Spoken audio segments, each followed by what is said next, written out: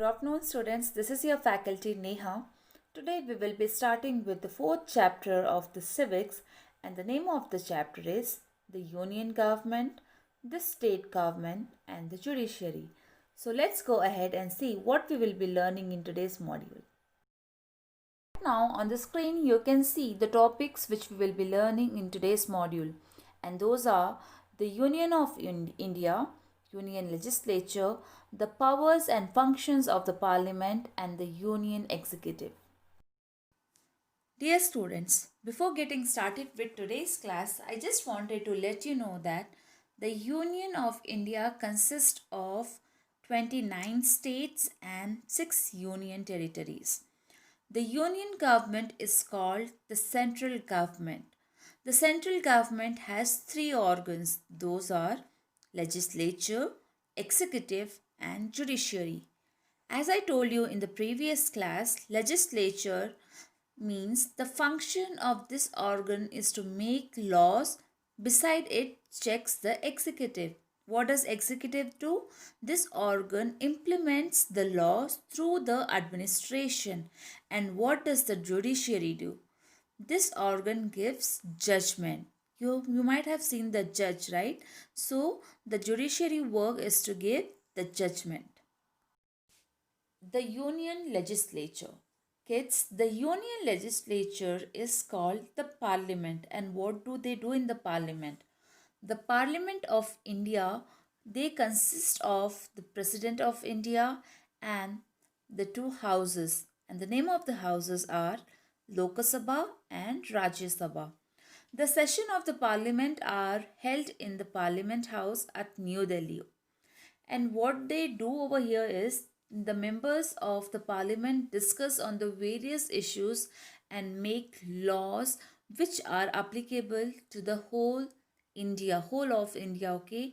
Whatever law they make, it's our duty and it is applicable throughout the India, and we must follow that. Let's get started with Lok Sabha first. The Lok Sabha is the lower house of the parliament. The members of Lok Sabha are directly elected by the citizens who are above the age of 18. So we select the members of Lok Sabha. The maximum number of seats in Lok Sabha is 552.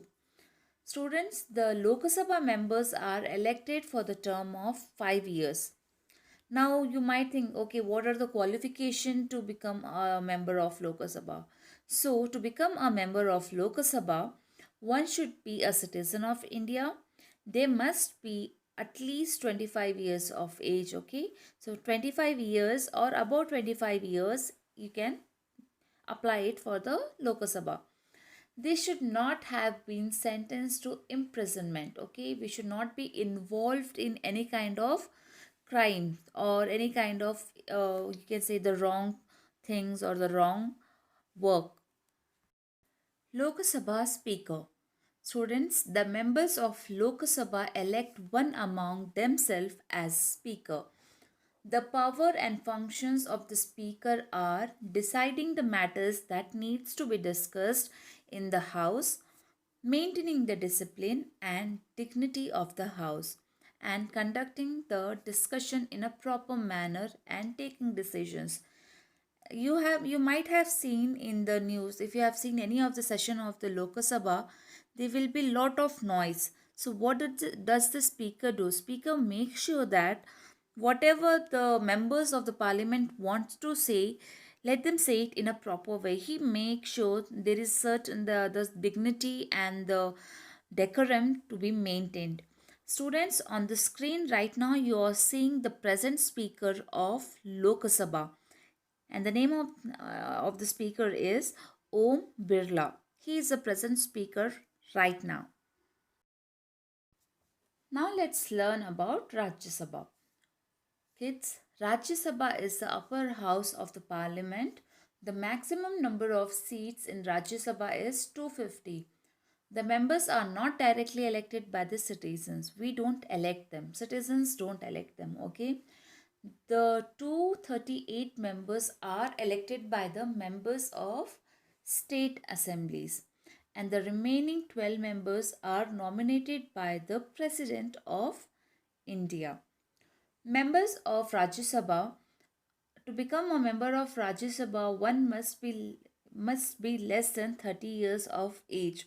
The term of Rajya Sabha members is 6 years.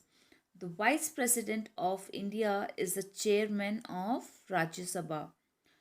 Now let me tell you the rights of the members. What are their rights? The members of Lok Sabha and Rajya Sabha are called MPs. Okay, you might have heard this word. He's an MP of so and so place. He's an MP of this place. That means MP means member of parliament. The member enjoys freedom of speech in the parliament. The opinions expressed by them in the parliament cannot be questioned in a court of law. Now let me explain you the role and the function of the opposition. The leader of the opposition occupies a respectable place. His role and functions are pointing out the lapse. That means, like, now I want a rule to come in. It's not possible, right? You all agreeing what I say. No, you can never agree on one person, okay? If I say I want this rule to come, the opposition will say you're missing this point over there. This is not the right thing. We can't give the permission to get this right, rules or regulations. Students, when the decision is taken in the parliament, it's based on the majority, okay? So what does the opposition do? They give the government the advice, timely advice. Like in between, they give the advice, their advice to the government, or you can say to the cabinet and to the administrators. Now let me explain you the powers and the functions of the parliament. The important powers and functions of the parliament are as follows: legislative powers, financial powers, and administrative powers. Let me explain you the main functions of legislative powers. Kids, the main function of the parliament is to make laws, okay, whenever it is necessary. And the parliament also has got the right to make changes in the law. Like I have made a rule. Now I am not happy with that rules, but I have got a power to make changes in those rules. Even the Prime Minister of India is accountable to that. Okay. If the functions and the behavior of the council minister is not good, or if they are not supportive, they can be removed it through non-confidence motion is another important function of the parliament. Like if a person is not coordinating with us, that person can remove it through non confidence motion, okay? And this is another important function of the parliament. Financial powers. Students, the financial bill must be presented and discussed first in Lok Sabha. The union government cannot collect taxes or spend money without the approval of the parliament. Okay, before investing or collecting the tax, they have to discuss about these things in the parliament. Thus, the parliament has the full power to control over the financial matters of the country. And the third power is administrative powers. The ministers are responsible to answer the question asked by the members of the parliament. Okay, whatever question is asked by the parliament members, the ministers have to be responsible for that. The members can criticize the order or the decisions which we have taken and commissions of the minister in the house. They can criticize if they don't like our work. They have got the full power and the full authority to correct us, or they can give their point of view about us. Students, let's quickly recap about the topics which we learned till now. We learned about executive. Executive consists of the president, vice president, and cabinet minister. And the responsibility is to pass the laws made by the legislature. Then we learned about the legislature, and legislature consists of Lok Sabha and Rajya Sabha, and the responsibility of these two houses are to make laws. After that, we learned about judiciary. It consists of Supreme Court of India.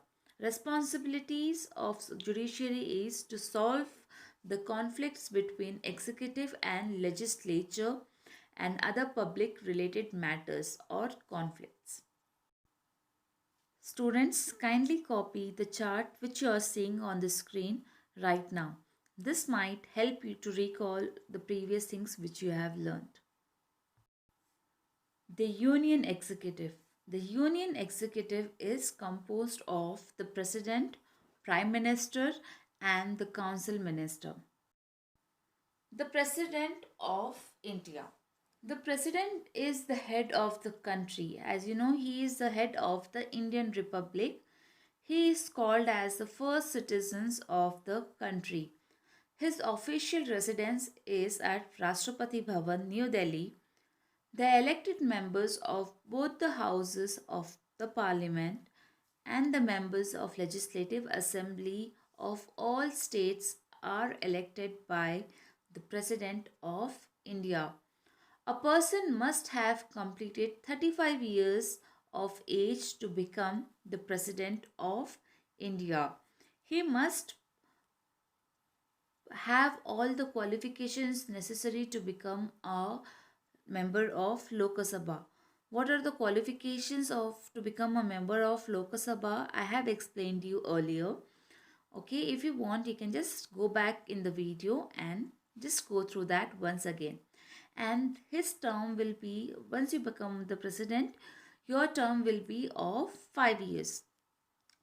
Students, on the screen right now you are seeing the present president of India, and the name of the president is Ramnath Kovind. Let's see what are the powers a president has got. The president appoints the leader of the majority party in the Lok Sabha as a prime minister. For example, BJP won the election and Mr. Narendra Modi became the prime minister of India because he was from the winning party. Second, the assent of the president is necessary for any bill to become an act. Okay, his permission is mandatory. To when we pass a bill that we want this regulation, rules and regulations to come in act, it has to be approved by the president. The supreme command of the defense forces is vested with the president.